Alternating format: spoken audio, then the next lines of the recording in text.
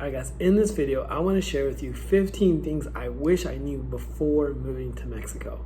Now, I've kind of designed this for this to be a checklist to help give you clarity, confidence. If you're thinking about moving to Mexico, or you're thinking about working remotely for a few months, or maybe you're a digital nomad just looking for a new place to stay, or you're just like me and you're just not sure. Couple reasons I'm making this video. First of all, I'm creating a new website. I'll leave a link in the comments.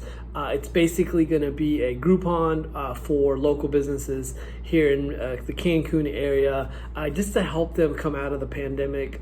As you know, a lot of local businesses closed down, but there are still some that are thriving and that are doing really good, and I just want to help them out. I love marketing. I love, if you've watched this channel before, I review local businesses just to kind of help them and help you find local businesses. So that's what that website is going to be designed for. So I'll leave a link in the comments to help you out with that.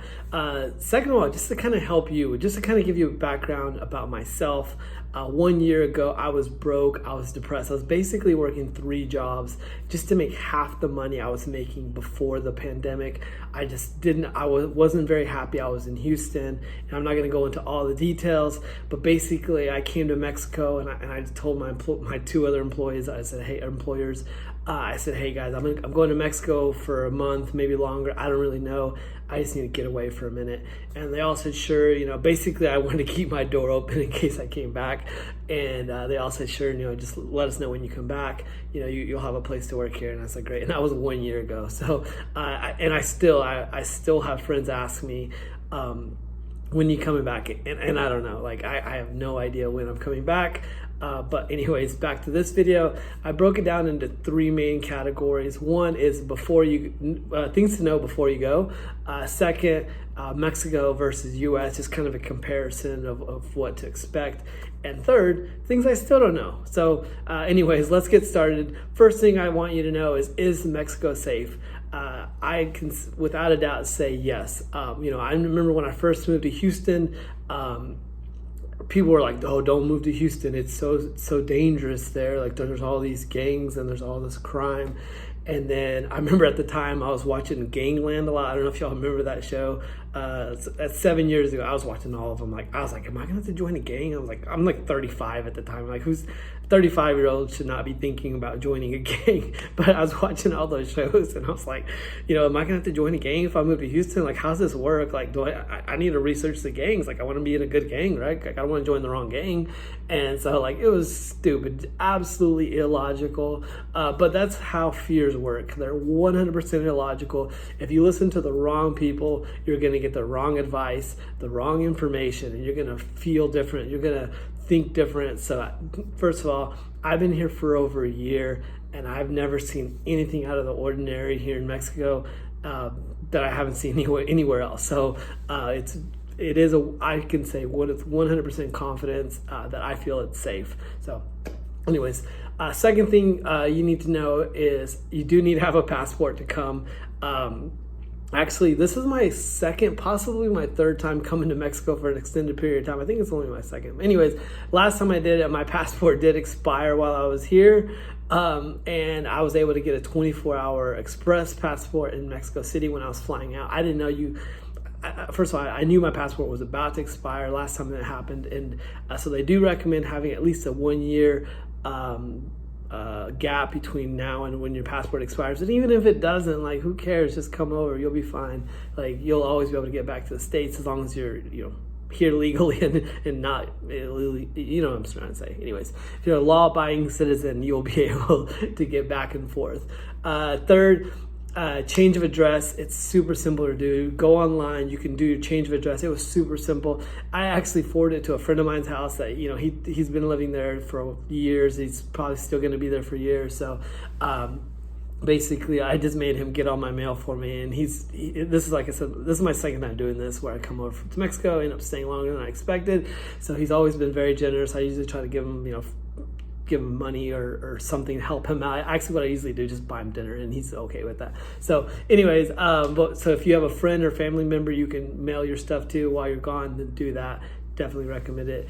Next thing is consolidate your monthly bills. Reduce your monthly bills to as much as possible. That's definitely going to help you out. Like I found gym memberships I forgot I was paying. I found monthly subscriptions I found I was paying. So definitely eliminate anything that are non-essential. It'll definitely help you out. That way you can stay here longer.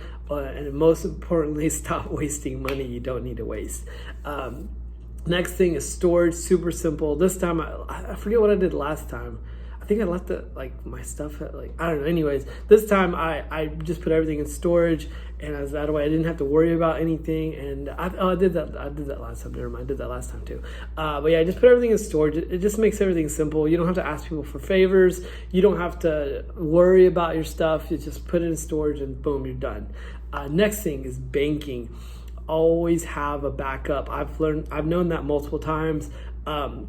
So I have a credit union, and then I have a national bank, Wells Fargo, whatever you want to call them. So it just allows me, now some of my direct deposits go to Wells Fargo, some of them go to my credit union. But this time I ended up getting an additional backup. Revolut, highly recommended. That way I can just withdraw money without having to worry about bank fees, things like that. Also, what I like about it is I could instantly transfer. That's one problem I had before. One time I lost my bank card, or I was in Miami, and I had to have a friend. I would transfer her money on Cash App, and then she would forward it back to me in Venmo instantly, because I just didn't have access to one of my banks.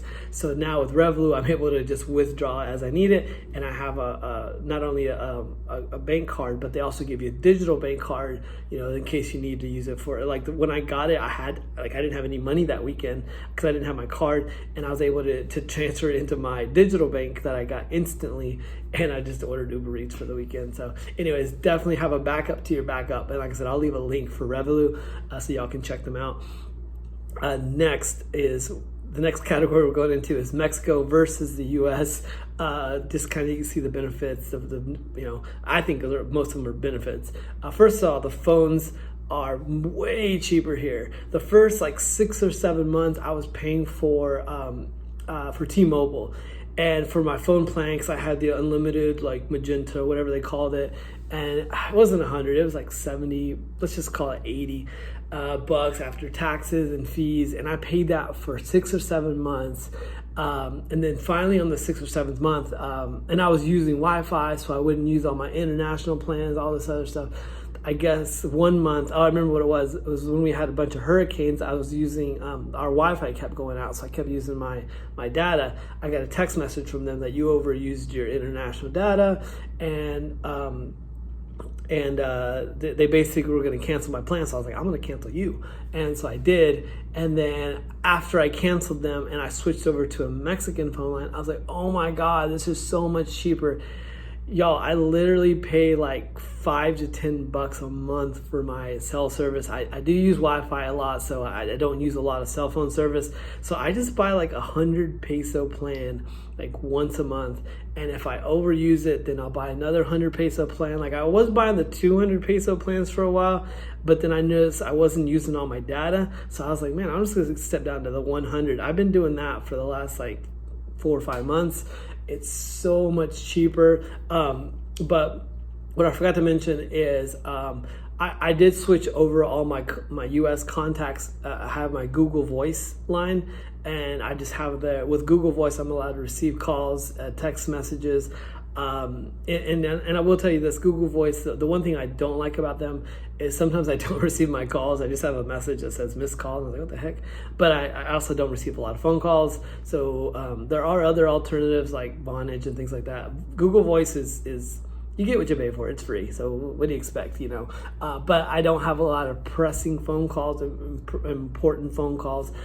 Most of what I do is over text messages and emails and things like that. So, and I try to keep it that way. So I don't like answering my phone. Anyways, so if you're able to work like me, I definitely recommend doing that. And then next we're going to look at is rent. Rent is so much cheaper here, guys. I'm in Cancun. And I was in Playa before, and then I was in Tulum before. So Tulum prices are higher. They're pretty close to U.S. prices, but they're nice buildings. You know, you definitely can move to Tulum and still save money. But if you wanted to pay U.S. prices in Tulum, you're gonna get a nice place. The first place I lived in was actually Playa del Carmen. And that place was really nice. It was about half the price. And then I've been living in Cancun the last couple of months, last 3 or 4 months. And one of the things I forgot to mention is before you decide on where to stay, I highly recommend just visiting it. So the first month I was here, I visited all the towns. I went to I did go to Playa del Carmen first, and I went to Tulum, I went to Bacalar, I went to Holbox, I went to Cozumel, I went to Cancun, and Cancun is actually my least favorite. I was like, oh, I'm not living in Cancun. It's like Houston on the beach. Like, why would I live in Cancun? And then after I lived in Playa del Carmen for 3 or 4 months, I was like, you know what? I think I will give Cancun another shot, and I did, and I loved it. And so now I'm here. But you know, next month I could move back to the U.S. I could move back to Playa, I could move back to Tulum. I don't know. That's what I love about being a digital nomad. You can just do whatever you want. And if you don't know what being a digital nomad is it just means you're not mad. Like, that's what nomad means. So anyways, I heard that the other day. I thought it was pretty funny. But anyways, but rent is so much cheaper here, guys. But do visit before you decide. And the best piece of advice I can give you for finding places is Facebook Marketplace. Go to your Facebook account, change your location to Houston, or not to Houston, sorry, Cancun or Tulum or wherever you're looking, and you can actually look at apartments before you come, and you can message the owner. A lot of times those places are done through realtors, so if you do happen to meet a good realtor that you like, he can show you other locations. So guys, we're living in a very digital world. There's tons of places, and I've heard people say like, oh, the places on Facebook Marketplace are more expensive. Go walk the streets and find a cheaper place. Yeah, but you get what you pay for. Like the apartments that are available on Facebook Marketplace are nicer because they need to take pictures of them. But if you want to find something cheap and you don't care what it looks like, then come here, show up, and just walk the streets. Like, every street you walk down, you'll see a sign that says room for rent. If you want bare knuckle cheap, do that. Like, I don't think I've actually done that, but I have looked, and I've been honest. Like, sometimes I'm like, hey, that's a pretty nice house. Like, I would check them out. But I usually I've done all my shopping or apartment shopping through Facebook Marketplace. You get really good deals. You find the best, and you get a good idea of how much rent should be in that area. So you look at this, you're like, okay, I'm in Playa del Carmen. If I'm 1 block away from 5th Avenue, it's this price. But if I can go 1 mile away, then then I'm going to save a lot of money. And so that leads us into our next question: is car and transportation. First of all, I want to, I hate driving. I hate cars. Like, I liked what I liked about Playa del Carmen is being able to just walk everywhere. Here in Cancun, I can walk, but I typically just take a taxi or a bus. But also, I'm not doing a lot of like major stuff. Like, I'm not doing like home renovations or anything crazy where I need to go to Home Depot. But you can live without a car. It's pretty easy. Like I said, there's plenty of taxis. There's plenty of public transportation, so you don't need to do that. But it's up to you. And I will let you know that I have a friend of mine that she lives here in Mexico. I've driven her car, and then I've driven other people's cars here. And what I was going to say about that was I drove her American car that has American license plates from Houston to Guadalajara, I think. And then I've driven it all over. And anyways, if you do have American plate cars, you will get pulled over more. I don't know what that magic number is, if it's once a day, once a week, once a month. And I just want to be completely transparent. Some cops will, let's just call it extort. Like, there's not a fancy way to put it. Here in Mexico, they call it la mordida, like basically just take a bite out of your wallet, I guess. And some cops will ask for a fine paid up front But some won't. Some will just pull you over, make sure you're not doing anything illegal, ask you a couple questions and let you go. I want to say it's about 50-50. I mean, that's been my luck. Granted, I speak Spanish, but it's also not perfect Spanish. It's like gringo Spanish. So they're like, where are you from? Like, and I just act stupid. Like, I act like, oh, a cop pulled me over. Why would a cop pull me over? And I'm really good at acting stupid. So they typically just let me go because they're like, this guy doesn't understand that if he offered me money, I would let him go. I will sit and talk to them. Like, one guy I was sitting and talking to for about 30 minutes. Maybe not that long, but I was pouring down sweat. And my friend just goes, can we just give you money and you'll let us go? And that's when he's like, yeah, just give me money and I'll let you go. And so, but I will literally hold out and act dumb and just, and I'll also barter with them. Not barter, what's what I'm looking for? If they ask for like 1,000 pesos, I'll be like, how about 100 pesos? And they're like, how about 500? Like, how about 200? Whatever. So that's another, I will negotiate with the cops to get my fine reduced. But what I've noticed is if I'm not driving a car, they don't pull me over. So that's another reason why I don't like driving. But I didn't like driving in the States either. So it has nothing to do with Mexico. I just don't like driving at all. But I do like getting places fast. So that's why I do need taxis and things like that. So anyways, this next part is food. Guys, if you watched my channel before, I love food. I could talk 30 minutes about food, but I'm just going to break it down for you as quickly as possible. The groceries here in Mexico, you're going to save about half the price. There are obviously major grocery stores like Walmart, and then their competitors, which are locally owned Walmarts, I guess, that are very similar. What was I going to say about that? But anyways, you can find like street what are they called, vegetable places. That's where I typically like to buy my veggies and things like that. But what I was going to say about that is a lot of the American junk food that, if you're like me, you were raised on and you crave and you love, is not available here. The junk food game in Mexico is definitely not very good. They only got like 1 or 2 different types of Oreos. Come on, guys, like, America has like 10 different types of Oreos. Like, so, but even the other brands, all the junk food here is garbage. It's really bad. Like, American junk food is engineered by scientists to just poison you as quickly as possible with like this highly just addictive drugs, which we call sugar and deliciousness. Whereas the Mexican junk food here is just like based off of price, probably, because it's always like garbage. It's like, ew, this is not junk food. This is like food that happens to be packaged. So that's the good and the bad. So I very rarely buy junk food here just because it's not that good. And then the street food, it's city to city. Like here in Cancun, I'm not crazy about the street food here. If you watched my channel before, I review food, and I think I've only reviewed like 1 or 2 street food places, because when I go to a restaurant, I can 95% of the time I can tell if it's going to be good or bad. It's very rare that I'm wrong.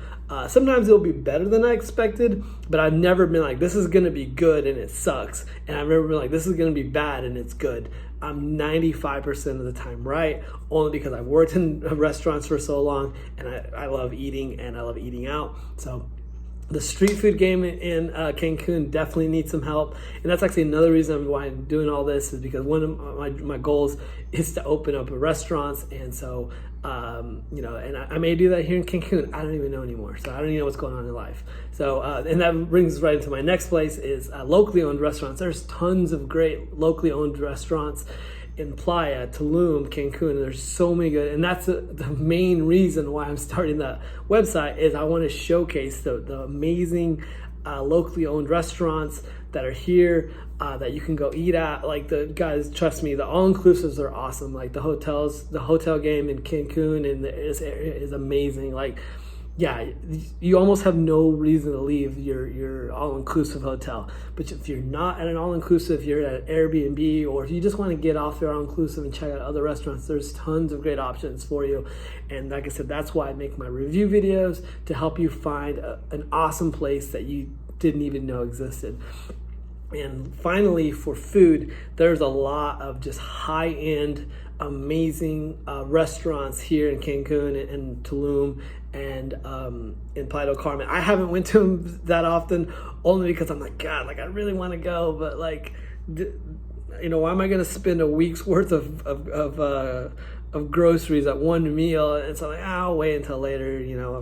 I'll do it some other time when I have friends and family in town. But I haven't had a special occasion where I'm like, I gotta go to that restaurant yet. Maybe one of these days though. So, anyways, next I want to talk to you about things I still don't know about Mexico and moving down here. First of all, like I said, driver's license, guys, I still don't know. A lot of these are just from, I was doing some research for this video. What are some things that other people would like to know?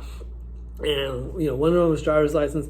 But I do know from my friend who lives in Mexico and US all the time, it's very simple. You just go and get your license. If you have an American license, I know it'll transfer over in some places it doesn't. So guys, sorry, I don't have all the information on that. Second is pets. I will let you know that a lot of pets and restaurants are pet friendly. There's tons of vets. So if you have a pet, don't be scared to come here. It's not some third world country where, you're putting your pet's life in jeopardy by coming. No, there's plenty of pet infrastructure for you. Next is schools and kids. Guys, I have no idea. Like if you got kids, I don't know what school's going to be good for them. But I did, like I said, I did some preliminary research, just some Google research, and the public schools are okay, but there are private schools, and obviously, as you know, in the world we live in, pretty much anything can be done over Zoom now. So don't worry about your kids getting behind, and don't worry about your kids not learning. Like, I'll tell you this, like I have sisters that were raised in Mexico. I remember they were so much smarter than me than math. Like I remember my sister, God, that was like 3 or 4 years younger than me, or maybe only 2. I don't remember exactly. See, going back to the math, she was doing higher grade math than I was at the time that I was in school, and I'm like, how is she doing like calculus and she's in like 8th grade, and I'm whatever grade I did calculus in.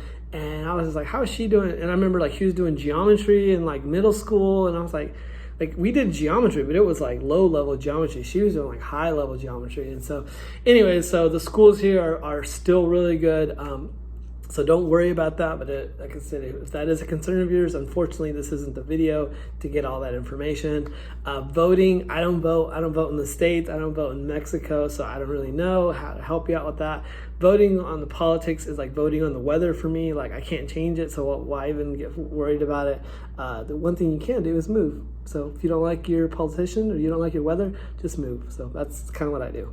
And finally, healthcare. I don't know enough about it. I even, a couple different things about healthcare. First of all, I know there is like concern that the hospitals here are subpar, but they're not. They're great. I don't know if you can see this or not. I don't know, wherever it's at. When I was 7, I was hit by a car here in Mexico, and they saved my life. I mean, there's tons of good stories about the healthcare here in Mexico. And then as far as like traveler's insurance, like if you want to get like, insurance to help cover you, like I'm an insurance agent. I've sold insurance for 12 years and I'm licensed to sell it, and I don't sell it. I don't have it only because it's like, that's just not my thing. Like I'm not a big fan it's not that I'm not a big fan. Like I know it's very important to families. I just haven't had it on myself. Most of the time I had it because I had it, tied into my benefits and things like that. And since now I'm basically freelancing, I haven't gotten it yet, but I'll leave some information for you if you're interested in looking at different types of healthcare coverage. But anyways, a lot of information. If y'all have any questions, let me know in the comments. I'll try to look it up for you. But other than that, guys, thank you guys so much for watching. And guys, please like and subscribe. Like I said, I'm gonna be doing a lot more reviews. I'm going to do as much as I can to help the community around here recover from this pandemic. So thank y'all so much for watching. Bye.